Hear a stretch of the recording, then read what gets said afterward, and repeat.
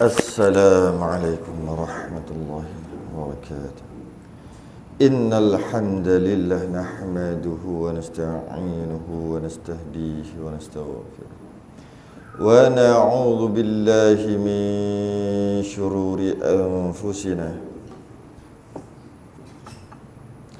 wa min sayyiati a'malina. Man yahdihillahu fala mudilla lahu ومن يضلل فلا هادي له. أشهد أن لا إله إلا الله وحده لا شريك له وأشهد أن سيدنا محمدا عبده ورسوله. اللهم صل وسلم وبارك على سيدنا محمد الفاتح لما أغلق والخاتم لما سبق ناصر الحق بالحق والهدي إلى صراطك المستقيم. صلى الله عليه وعلى آله وأصحابه حق قدره ومقداره العظيم.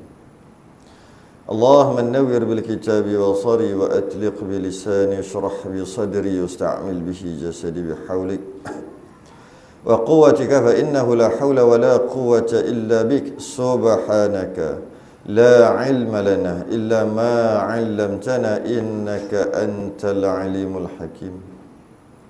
ولا حول ولا قوة إلا بالله العلي العظيم. أما بعد. Alhamdulillah, kita rafa'kan kesyukuran. Rasa terima kasih kita kepada Allah Ta'ala. Sambung kitab Qawlut Tam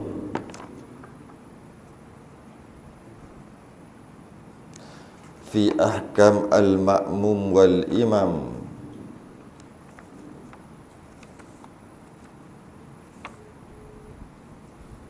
Mana? Masalah yang ke-100. Cari. Masalah yang ke-135. Oh, banyak dah. Masalah yang ke-135 muka surat 88. Jawi 115, Rumi 88. Masalah ke-135.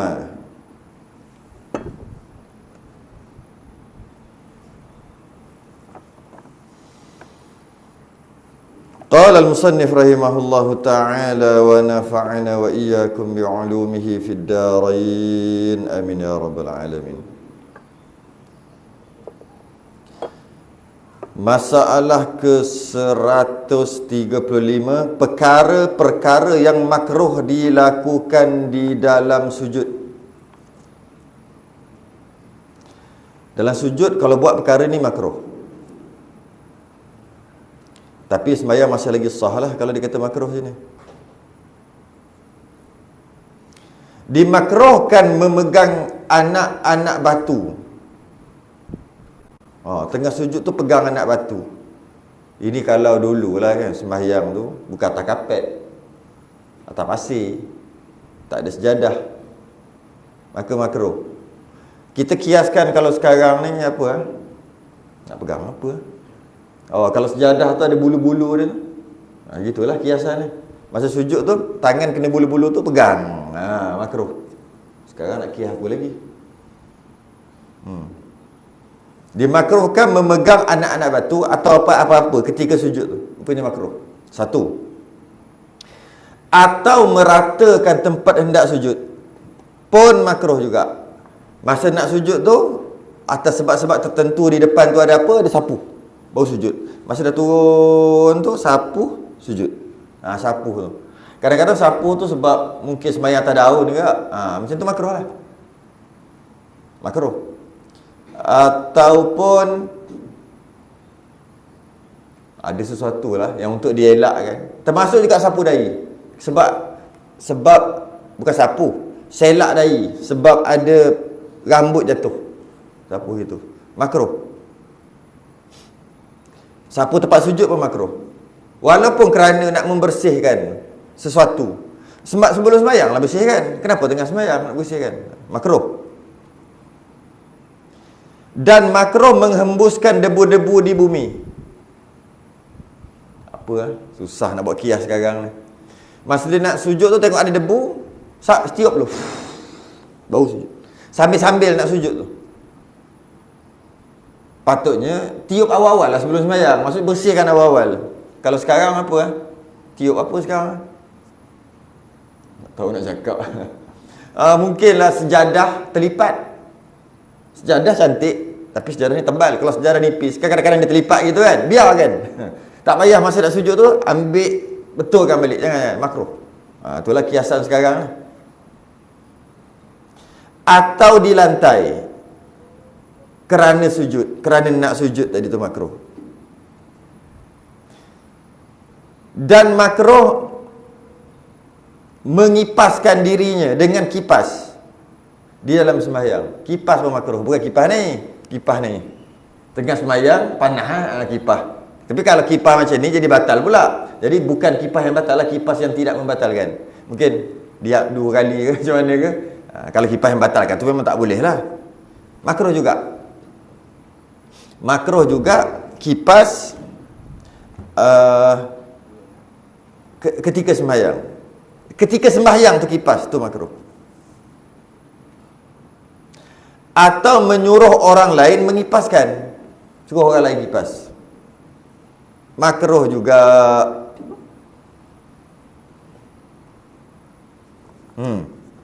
Sebab apa makruh? Sebab gerakan tadi tu. Kalau kipas kan dia bergerak, kita tengok, jadi duduk kipas. Makruh kerana tu lah. Kerana ada gangguan. Seolah-olah macam nak kena tengok je dia duduk kipas. Seolah-olah gitu. Makruh Apa lagi? Dan makruh mengepak. Apa benda? Mengepak. Dan makruh mengipak. Kalau yang Jawi mengipak. Kalau yang Rumi mengepak. Mematah-matahkan. Kakak tu yang kerak. Apa dia panggil? Patah. Bukan buat gini, buat bunyi. Bukan buat gini, buat bunyi dalam sembahyang, buat bunyi. Kerak tu. Tahu? Saya nak tahu tak tahu apa nak sebut. Kan kadang-kadang macam rasa lengoh, dia pun patahkan. Ketak. Itu makruh. Lagi satu tak elok tu untuk sendi-sendi tu. Tak elok tak? Dia menyebabkan jadi macam mana tah? Doktor kata cepat lengoh ke apa kan? Buat kerak tu. Tapi tak tahulah sekarang yang ada pula. Bukan sekarang lah, setahun 2 ni kan viral kan. Kerak tarik ni kan. Tak tahulah yang tu. Tapi kalau ingat dulu-dulu lah, saya ingat dulu-dulu. Tak lagi buat tu, kerak tu. Buat ni, kerak tu kan. Tak lagi sebenarnya. Memanglah tak ada kesan waktu tu, dia akan kesan nanti, tua-tua nanti. Kalau buat selalu, sekali-sekala tak apa. Makruh dalam sembahyang makruh. Malah bukan dalam sembahyang je makruh, luar dalam masjid pun makruh ni, luar sembahyang. Yang buat ni, kerak ni. Ni bunyi, kasih bunyi tu kan. Luar sembahyang pun makruh dalam masjid. Tapi kalau luar masjid tak ada masalah. Ya? Atau menjaring-jaringkan jari di dalam sembahyang. Apa nak buat macam mana? Macam ni. Tak kisahlah. Makruh lah. Kalau macam ni tak boleh nak jaring. Macam mana? Masa macam ni je lah. Makruh. Menjaring-jaringkan. Menyelati jari. Atau memerhati kutu. Atau pijat atas bajunya. Tak tahu lah, tulis baca lah. Ada binatang, kalau kita sekarang kumbang ke, semut ke duduk jalan, tengok makruh. Mungkin kita kiaskan cicak kot. Ada cicak makruh. Mungkin kot kiaskan.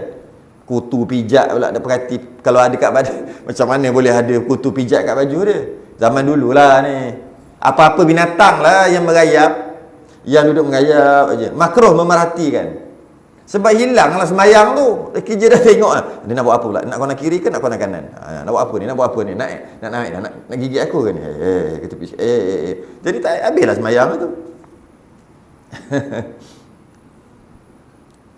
Dan berkata Syekh Abu Hamid, maka lebih aula,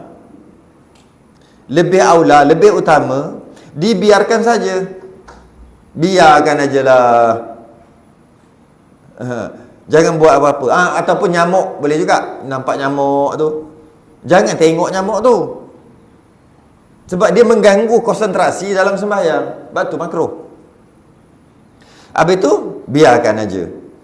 Dan berkata beliau lagi, tetapi tidak mengapa jika ia mencampakkan dengan tangannya. Yalah, kalau nyamuk tu apa, nanti gatal pula. Buat lagi tu, tak apalah. Cuma jangan perhati. Yang makruh ni perhati tu. Kerana dia melarikan fokus daripada sembahyang kepada buat benda lain. Melarikan fokus. Macam tu lah juga yang kata nak sapuh tadi, tiup tadi kan, makruh tiup. Sebab dia lari fokus. Tujuan nak sujud, nak sembahyang ni, tiba-tiba terpaksa bersihkan depan tu, sapu dahi. Itu melarikan fokus. Begitu juga pakaian kita yang terpaksa kita urus. Pakaian kita yang terpaksa kita urus ketika nak sembahyang kan. Macam kita pakai ridak ke apa kan, ketika sembahyang kita terpaksa urus dia. Seluar tu kita terpaksa tarik dia ke atas sikit, kalau tidak ketat sangat untuk kita sujud. Itu melarikan fokus jugalah, sebab tu makruh. Pakaian yang terpaksa diurus,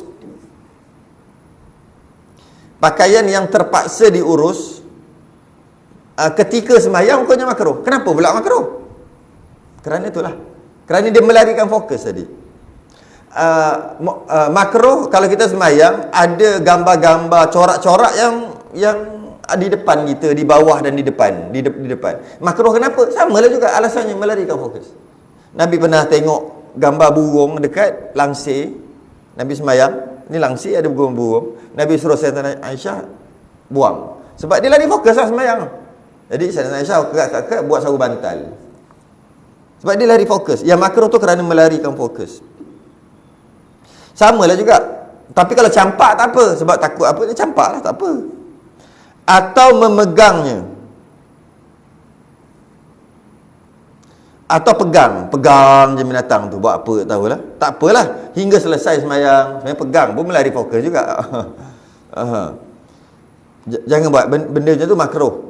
Dan berkata Syekh Abu Hamid selanjutnya, tidak mengapa jika ia membunuh binatang itu di dalam sembahyangnya. Nyamuk atau pijat ke apa, bunuh. Dengan syarat tadilah. Syarat jangan lebih 3 gerakan lah. Itu memang mestilah. Tidak lebih 3 gerakan tu. Kalau lebih 3 gerakan besar, batal juga sembahyang. Bukan sebab bunuh. Sebab bergerak 3 kali berturut-turut. Jadi bunuh tu pun pandai-pandai lah. Sekali ke, gitu ke, macam mana jentik ke apa ke. Okay? Takut dia kacau kita sembahyang kan. Seperti mana tidak mengapa membunuh ular dan kala dan kutu anjing dan pijat dan sekalian serangga yang menyakiti kita di dalam sembahyang. Tak apa bunuh dia sebab dia ganggu kita sembahyang kan.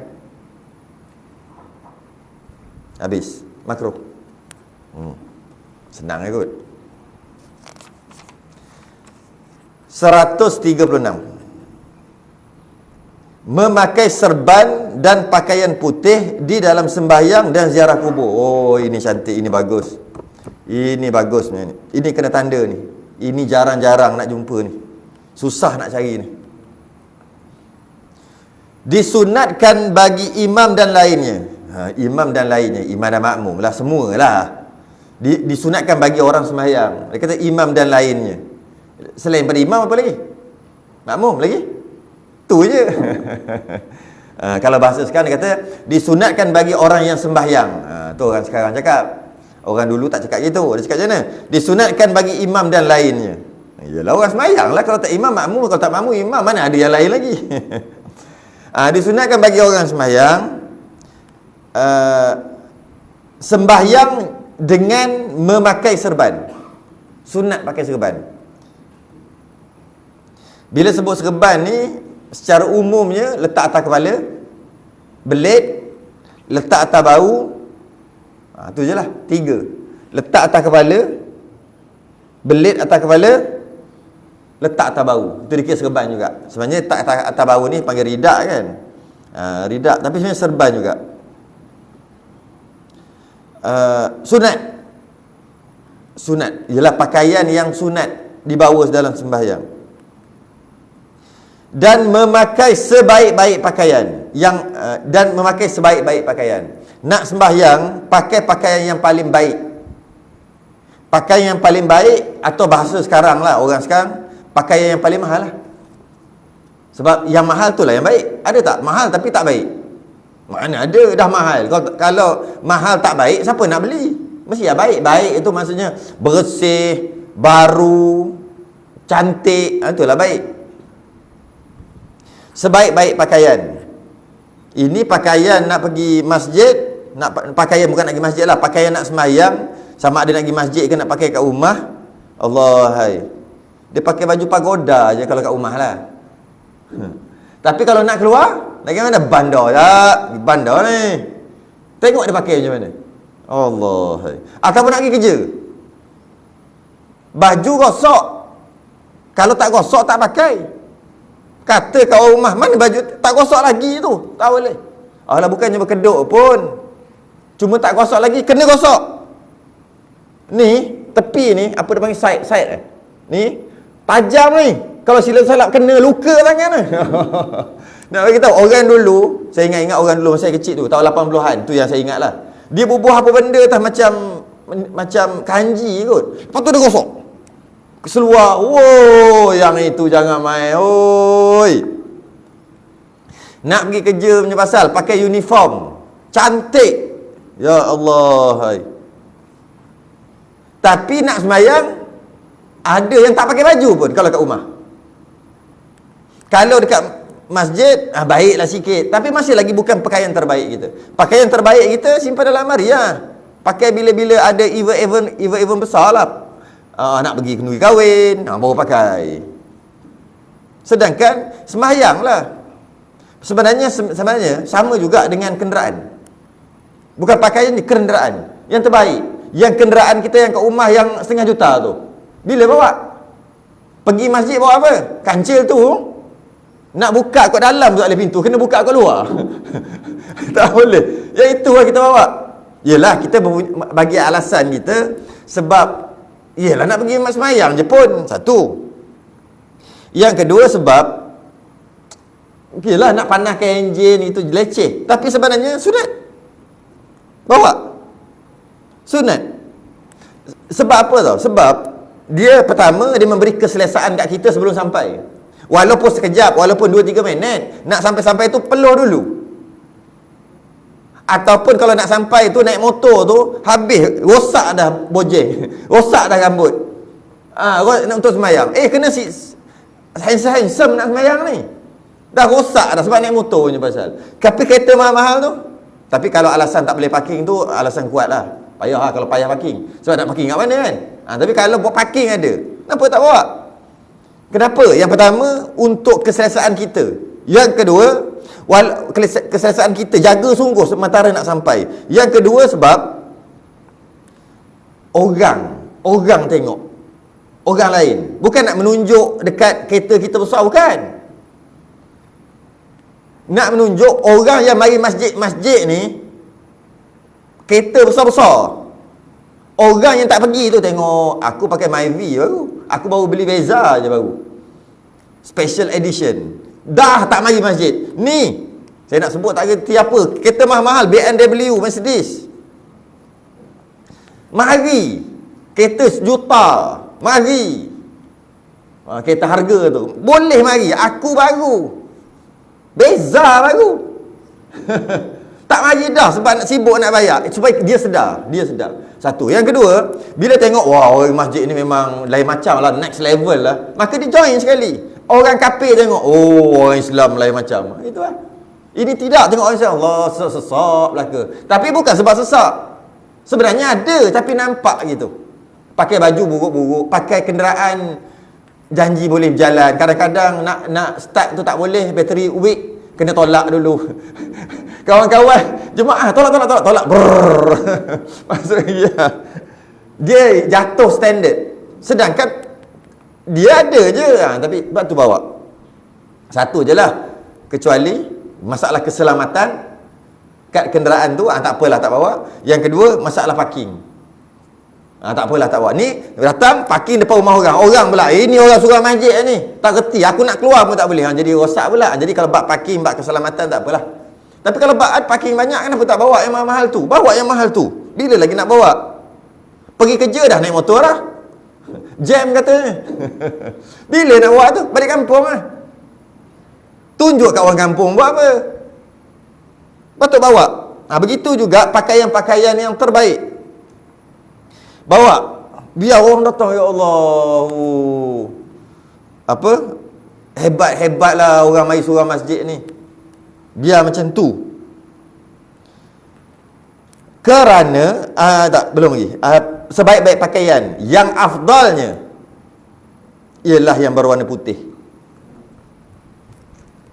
Jadi selepas pada ni, kalau nak beli pakaian untuk semayang, jubah, baju Melayu, cari warna putih.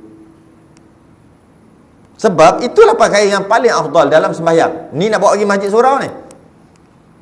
Kalau nak pergi sembahyang kat rumah pun sama juga untuk sembahyang. Cuma kalau untuk berjalan apa, tak apalah beli warna putih lah. Tapi itulah orang tak apa nak pakai warna putih.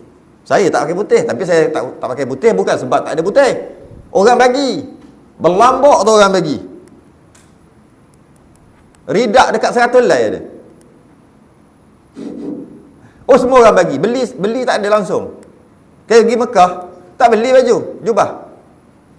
Tak beli. Untuk diri sendiri lah, tak beli.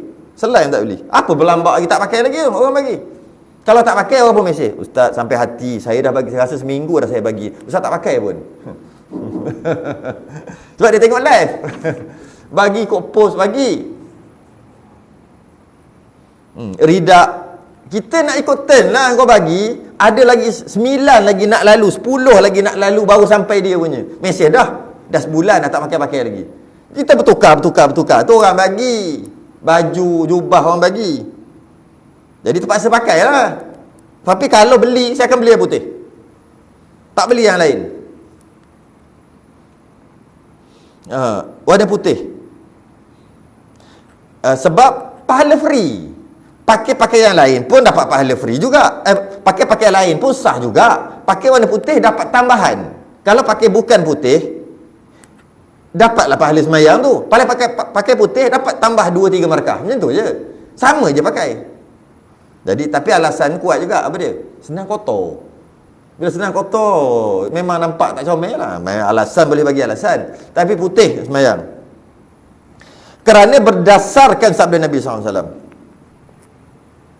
Khairu ma zurtum rabbakum fi masajidikum wa kuburikumul bayad. Sebaik-baik pakaian untuk menziarahi Tuhan kamu di masjid kamu, dan kubur kamu ialah berwarna putih. Itu satu lah. Tapi yang kedua menarik juga dalam hadis ni adalah nak pergi kubur pun pakai putih.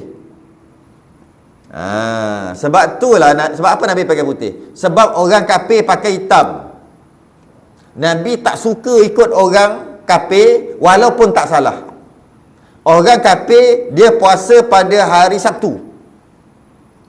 Adalah puasa cara dia lah, orang Yahudi Nasara. Maka Nabi kata kita puasa Jumaat Sabtu. Sebab kita nak puasa hari Sabtu juga. Orang kafir tu Yahudi Nasara, dia puasa hari Ashura. Dia pun ada hari Ashura dia juga. Nabi letak sehari sebelum Ashura. Jadi Nabi ni dia suka menyalahi orang kafir, menyalahi orang kafir.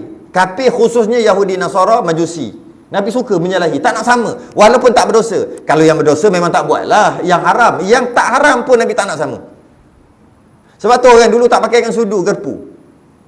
Tok-tok guru tu tak makan. Makan dengan tangan. Dia bukan kata haram. Nak menyalahi orang kafir. Sekarang tak ada dah. Semua makan pakai sudu. Okey lah. Cerita dulu.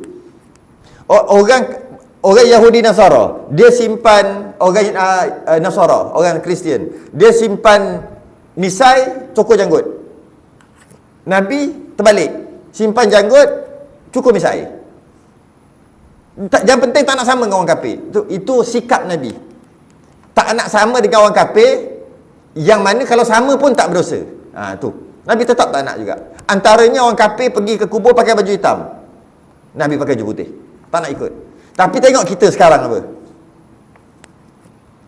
Rupa-rupanya diorang ambil, tak tahulah diorang ni siapa, sebab bila saya pergi ke kubur mesti ada orang pakai baju hitam, ramai. Perempuan, lelaki pakai baju hitam, ramai. Biasanya perempuan. Ramai tu maksud nampak. Dulu tak nampak. Memang ada orang pakai baju hitam. Mungkin ada 2-3 orang. Kebetulan dia pakai baju hitam dah. Yang ni tak. Nampak tu pakai baju hitam tu kerana nak pakai baju hitam. Nampak. 10 orang pakai baju hitam. Sekelompok nampak. Saya fikir dulu ada juga orang pakai baju hitam. Tapi tak nampak. Sebab, kenapa dia pakai baju hitam? Sebab memang dah kebetulan dia pakai baju hitam. Yang ni kenapa pula nampak obvious sangat, ketara sangat? Sebab dia balik rumah dulu, tukar baju hitam. Ataupun dia sedia baju hitam untuk dia bawa pergi kubur. Saya kata, dari mana asal usul benda ni? Saya fikir-fikir, akhir sekali rupa-rupanya dia asal usul daripada TV. Cerita dalam TV tu. Cerita drama-drama. Bila pergi kubur je, hero mati ke apa ke, heroin mati ke apa kan. Pakat-pakat pergi kubur ni dalam cerita dalam TV. Pakat-pakat baju hitam. Oh gitu, kita tiru TV, teruk sungguh. Tapi orang kafir Yahudi dan Nasara memang dia akan pakai warna hitam untuk pergi ke kubur dia. Kenapa kita tiru sedangkan Nabi pakai warna putih? Nabi menyalahi orang kafir walaupun tak berdosa pun aku tak nak sama. Tiba-tiba kita bawa balik zaman jahiliah. Bawa balik sampai sekarang. Patutnya pakai baju putih, tapi alasan kita tu lah. Tanah kubur kan, nanti kalau kena kotor, basuh lah. Apa guna sabun punya lah, canggih-canggih sekarang. Pakai tudung je, tuang tudung dalam TV tu iklan. Satu tudung je, bersih, berkilat, bersinar lagi. Pakai yang tu lah. Apa guna lagi? Dia satu pakaian kusam atau pakaian gelap. Pakaian yang menandakan berkabung. Itu lain. Sebab bagi orang perempuan, bila kematian suami, dia tak boleh pakai yang macam tak boleh pakai gincu tu. Dia panggil ihdad. Iddah dan ihdad. Itu ya. Antara warna yang tidak menarik adalah hitam. Tapi pakai bukan sebab nak tiru. Kalau kata berkabung lah. Tapi kalau lelaki, ihdad apa benda lelaki. Tapi kalau dia buat juga, tak kira lah siapa-siapa. Cuma kita nak bagi tahu tak berdosa. Sebab tu dia kata yang terbaik. Cuma nampak sangat duk meniru tu kenapa? Macam tu lah. Bojeng, tahu tak? Style rambut boleh buat macam-macam. Yang pergi buat pacak macam orang kafir tu kenapa? Macam tu je lah. Tu pacak. Tapi sekarang tak ada dah pacak-pacak. Ada lagi? Budak-budak kan? BBMU, berbenu. Budak-budak baru nak up. Dia buat pacak-pacak tu kan? Tiru asalnya orang kafir. Tak salah. Ni kita cerita yang bukan haram ni. Yang nak tiru sangat. Kenapa? Nak tergolong dalam golongan yang Nabi kata, kalau orang kafir masuk lubang biawak pun kau masuk. Kenapa nak masuk golongan tu? Walaupun tak haram. Kita tak cerita benda haram ni. Buat tu tak haram. Banyak cara-cara, boleh belah tengah, boleh belah situ, boleh belah sini rambut. Kenapa nak pakai rambut yang macam buat itu, macam tak sikat tu? Tahu tak? Kan anak-anak sini tak pakai macam tu kan, budak-budak kan? Dia sikat elok, lepas tu dia pakai minyak rambut apa tah yang keras sikit, lepas tu dia tarik macam ni. Dia jadi pacak. Buat macam ni. Pacak. Budak-budak sekarang ni tak berdosa. Tapi nak tiru orang kafir tu kenapa? Itu aja. Banyak cara yang lain nak tiru orang kafir tu kenapa? Kenapa nak masuk? Nabi kata walaupun orang kafir masuk lubang biawak, engkau masuk juga. Masa dulu sahabat fikir, iya, takkanlah bodoh nak masuk lubang biawak. Tahu lubang biawak? Kena tengok lubang biawak pas ni. Dop biawak pasir. Dia ada lubang masuk. Bodoh masuk lubang biawak. Buat apa? Kecil. Lubang biawak. Itu kiasan. Maksud kalau orang kafir buat benda bodoh pun orang Islam akan tiru nanti akhir zaman. Hujan. Akan tiru. Saya tengok satu rancangan dulu, lama dah lah berapa tahun.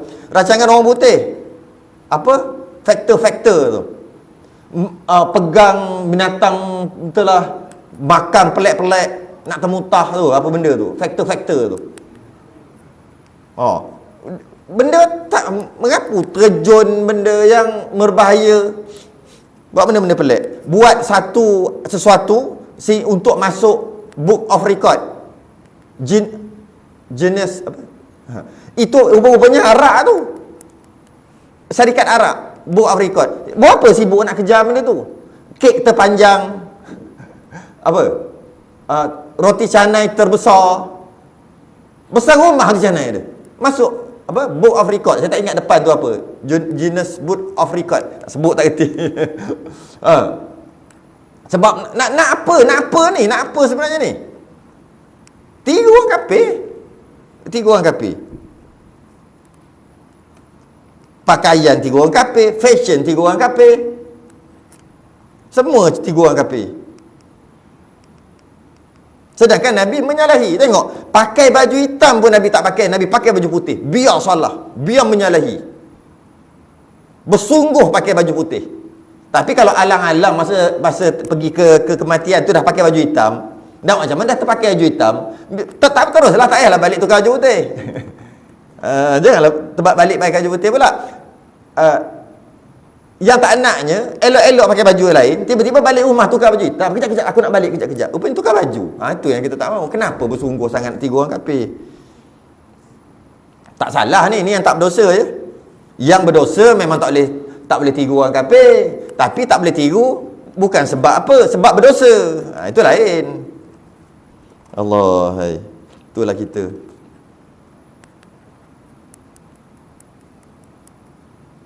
Ikut Nabi lah. Nabi minum susu kambing, kita minum susu lembu.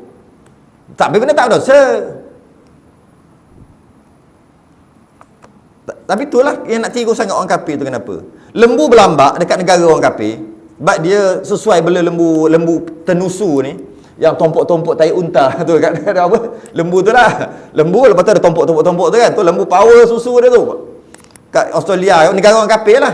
Dia tak tahu alamak macam mana lah susu kita nak buat macam mana. Dia buat situ, buat kaji situ, apa nama? Pasture lah. Saya sebut tak kerti ni. Nak apa? UHT lah, ultra heat temperature lah. Sebab apa? Nak tahu nak buat apa? Last sekali pergi import. Dan kata bagus. Kita pakai minum. Padahal dia dah proses dia tu dah. Dia ada proses. Boleh tahan berapa bulan, 2-3 bulan. Susu kalau betul punya susu 2 hari masam lah.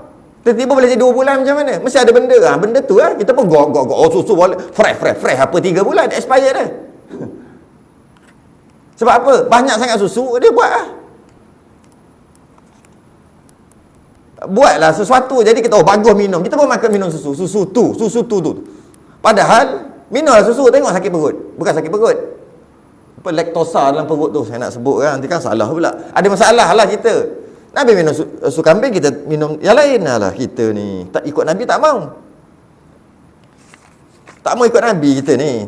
Benda yang tak salah Benda yang tak salah. Kata, sekali alasannya apa? Alah, bukan berdosa pun. Memanglah. Kita lah. Habis lah. Cukup kat situ sikit. Jadi kalau boleh menyalahi orang kafir. Tengok orang kafir je, jangan follow dia. Tengok orang kafir je, jangan tiru dia. Walaupun perkara itu tidak berdosa, janganlah tiru dia. Hukum yang ke-137. Hukum tempat imam lebih tinggi daripada tempat makmum. Lebih tinggi. Ini. Imam duduk ke atas, ni makmum duduk bawah. Ataupun terbalik. Imam duduk bawah, makmum duduk atas. Tempat tu tinggi. Yang ini selain daripada masjid. Ini kena dobek sikit sebab dia tak tulis. Ini bukan masjid ya. Yang 137 ni bukan masjid. kat masjid 138, 139. Itu masjid, hukum masjid. Sebab hukum masjid, hukum solat berjemaah makmum dan imam di masjid berbeza dengan makmum dan imam, hukum dia di bukan masjid. Dia ada beza kan? Yang boleh tutup pintu, tak boleh tutup pintu lah, apa sebagainya kan. Yang ni bukan masjid. Disunatkan bahawa adalah tempat imam hendaklah sama tinggi dan sama rendah dengan tempat para makmum. Sama tinggi. Macam kita lah. Macam ni kan. Ni kan. Yang ni dah macam mana? Sunat sama. Okay? Tapi ni masjid. Masjid tak tertaluk dalam kes ni. Yang ni untuk selain pada masjid. Masjid no problem. Sebab masjid hukum imam makmum sangat luas kan. Pintu tutup habis. Imam semayang kat depan, ada 2 soft, dia semayang kat luar sorang-sorang. Boleh, kuat. Dia punya hukum imam makmum tu luas, tak ada masalah. Kalau surau ni bukan masjid lah, surau ke musalla ke balasah ke, imam semayang ni 2 soft, lepas tu kosong, pintu tutup semua, dia semayang kat luar. Tak sah. Tak sah. Imam semayang di bukan masjid, imam semayang ada 2 soft, ada 2 tingkat. Surau atau masjid ke balasah ke madrasah ke apa-apalah, bangunan ke tempat kerja ke apa ke, dua tingkat. Imam semayang kat depan, makmum 2 soft, belakang kosong. Lepas tu ada tangga naik, semayang kat atas. Dia semayang kat atas tu sama dengan soft yang pertama. Kalau ikut atas bawah lah. Tapi dia bukan masjid, tak sah. Tak sah. Tapi kalau masjid, no problem. Sebab apa tak sah? Sebab tangga kat belakang yang bukan masjid tadi. Dia kena tangga kat depan imam. Kat tepi imam ada tangga naik. Baru boleh semayang. Betul-betul satu soft. Dengan soft pertama kat bawah, boleh naik atas sama juga soft yang pertama kat atas. Tapi kalau masjid, no problem. Tangga kat belakang, tangga kat mana. Janji boleh naik aja.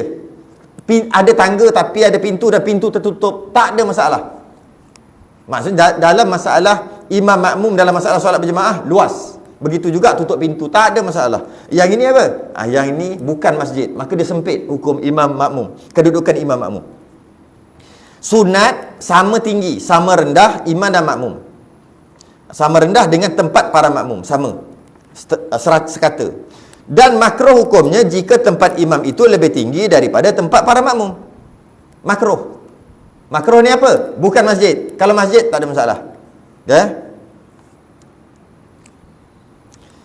Dan akasnya dan sebaliknya. Dan sebaliknya. Maksudnya terbalik. Makruh imam lebih tinggi daripada makmum. Imam atas, makmum bawah. Imam tinggi, makmum bawah. Makruh. Atau akas. Akas ni terbalik. Terbalik. Ataupun tadi imam tinggi, makmum rendah. Imam rendah, makmum tinggi. Duduk tempat tinggi. Makruh. Okay? Melainkan. Ada kecuali. Melainkan dengan maksud tak makruh lah. Kerana hajat, kerana benda penting. Benda tu penting, perlu buat begitu. Banjir ke apa ke, perlu, penting, benda penting. Tak apalah, tak makruh lah. Kerana hajat. Seperti kesempitan tempat. Ataupun tempat tu dah banyak tu, satu je ada. Tak macam mana, dah memang macam tu kan. Tak apalah sebab kesempitan tempat. Atau tujuan mengajar. Mengajar apa? Imam duduk atas sikit, tinggi sikit, makmum bawah sikit, supaya makmum dapat, semua makmum dapat tengok imam macam tu. Sebab tak kerti semayang. Mengajar, mungkin ada budak-budak, mungkin ada bawa masuk Islam. Kalau buat sama, soft yang ke-10 tak nampak imam. Tak payah soft ke-10, soft ke-4 tak nampak imam tak. Kena gini. Kan? Maka dia tak kerti semayang sangat. Contohlah. Sebab nak mengajar. Jadi kalau dia duduk atas sikit, bolehlah pakat-pakat nampak. Soh ke 10 boleh nampak imam lagi. Contoh. Maka tak apalah, tak makruh lah. Atau sebagainya. Atau apa-apa sebab yang logik lah, yang masuk akal. Kenapa imam lagi tinggi daripada makmum, atau terbalik. Makmum lagi tinggi daripada imam. Tak kisahlah, janji munasabah. Alasan tu munasabah. Jika munasabah, tak makruh. Jika tak munasabah, ataupun boleh je buat, tapi tak buat juga, hukumnya makruh. Makruh bukan tak sah, makruh. Apa ni? Selain daripada masjid. Dan jika berdiri imam pada tempat yang tinggi, berdiri imam pada tempat yang tinggi, imam duduk tinggi, dan makmum pula pada tempat yang rendah, makmum duduk tempat rendah selain pada masjid tadi, atau akasnya, atau terbalik, imam duduk tempat rendah, makmum tinggi, maka disyaratkan bertentangan, berbetulan dengan sebahagian badan salah seorang daripada keduanya akan sebahagian badan seorang lagi itu. Allah, payah kan? Ayat dia payah. Yakni badan makmum berbetulan dengan badan imam. Berbetulan, bukan berbetulan, kena. Syarat dia imam dengan makmum tadi mesti kena. Ni kita cerita imam tinggi makmum rendah imam tinggi, imam tinggi makmum rendah, imam rendah makmum tinggi. Dia mesti makmum tadi kena imam. Kena. Macam mana nak cakap? Sebab kalau tinggi dengan rendah boleh tak kena. Memanglah tak kena. Macam mana? Macam mana nak cakap? Imam sembahyang, ni imam tinggi makmum rendah lah, kita ambil contoh kan. Makmum bawah ni, ni. Makmum ni tak kena imam. Kena macam ni. Macam ni kena tak? Kena walaupun kaki dengan kepala janji kena. Tu berbetulan tu. Kalau terbalik pun sama. Imam duk rendah, makmum duk tinggi. Kalau macam ni tak kena. Dia kena macam ni kena. Paling kurang kalau kena macam ni kita duk sembahyang kena semua. Sekata kena semua kita. Kalau kata yang mana rendah mesti kena. Kurang-kurang pun kena kaki tak apalah. Kena tu maksud kalau kita rapatkan gitu, tu maksud kena. Faham kan? Kena. Tu syarat dia. Selain pada masjid lah. Dan jika tinggi rendah. Mesti kena. Jadi kalau imam sembahyang kat atas, makmum sembahyang dalam telaga, tak sah lah. Imam sembahyang dekat bawah, makmum sembahyang dekat atas menara. Makmum tu pergi betul menara sebab rosak. Azan tak pergi jauh. Apa yang horn punya speaker tu kan, rosak dia punya coil. Lepas tu dia pun pergi panjat, naik dia tengah-tengah betul. Allah, qamat pula. Nak turun nak naik pula ni. Allah. Jangan gini. Dia pun sembahyang kat atas. Ni ada hukum sembahyang atas sutuh. Sutuh ni macam menara lah. Sutuh ni bawah masalah ke 138. Jadi dia pun alang-alang sembahyang kat atas ni lah. Kalau masjid no problem.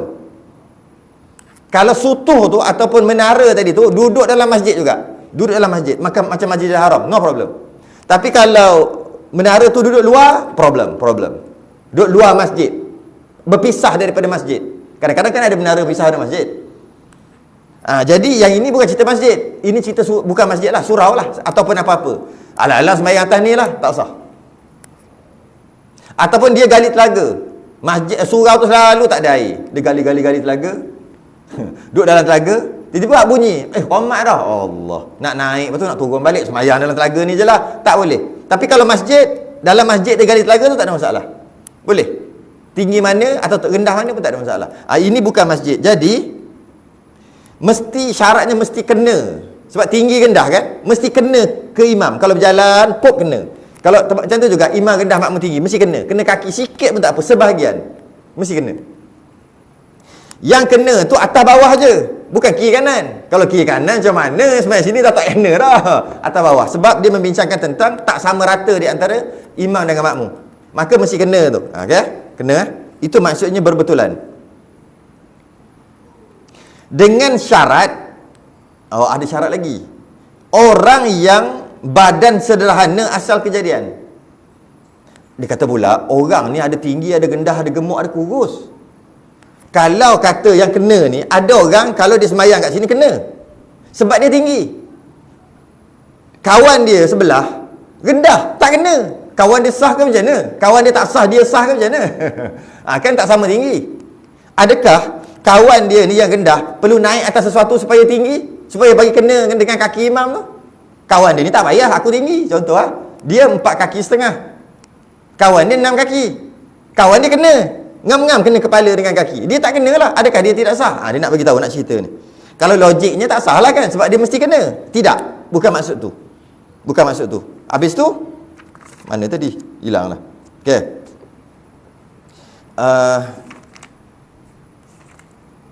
Ya Allah. Okay. Dengan syarat orang yang badan sederhana asal kejadian. Jarak tu dia bukan mesti kena tu kena. Seolah-olah ambil macam ni lah. Kalau orang normal, berapa tinggi dia? 6 kaki tinggi sangat. 4 kaki rendah sangat. Normal berapa? 5 berapa? 5 2, 5 3, 5 2 kot. Majoriti 5 2. 5 kaki 2 inci. Okay. Jadi jarak dia tu 5 kaki 2 inci. 170 kan? 168 cm. Betul? Lebih kurang lah. Okay? Ikut. Bukan nak kena, mesti kena. Tinggi tu jarak orang yang normal. Tinggi tu orang yang normal. Bukan mesti kena. Itu sekadar nak ambil kadar aja. Okay? Asal kejadiannya. Tetapi jika makmum pendek, makmum rendah, dari asal kejadiannya memang dia jenis rendah dan tidak berbetulan kepalanya dengan kaki imam. Kepala tak kena kaki imam sebab dia pendek 4 kaki je, 4 kaki setengah. Tidak berbetulan, tak kena dengan kaki imamnya, maka sahlah sembahyangnya. Sah pula. Tadi kata mesti kena. Sebab kalau orang normal kena, dia je rendah. Sebab tu tak kena, maka dia sah tak? Sah. Tu. Kerana jika ia makmum itu orang yang sederhana, orang yang biasa kebanyakan, niscaya berbetulan dengannya, mestilah kena. Oleh kerana dia pendek, dia tak kena. Jadi nanyalah dia. Tak sah juga. Sebab yang kita nak ambil kadar kebanyakan orang. Tinggi di antara makmum dengan imam tu tak sama rata tu ketinggian dia. Kerana jika ia makmum itu orang yang sederhana, niscaya berbetulan dengannya, kenalah. Dan jika makmum itu orang yang tinggi, lebih tinggi pada orang lain, 5'8", 5'9", 6 kaki, 6'2", 6,5, tinggi tu. Okay? Jika orang yang tinggi berbetulan kepalanya dengan kaki imam, okay?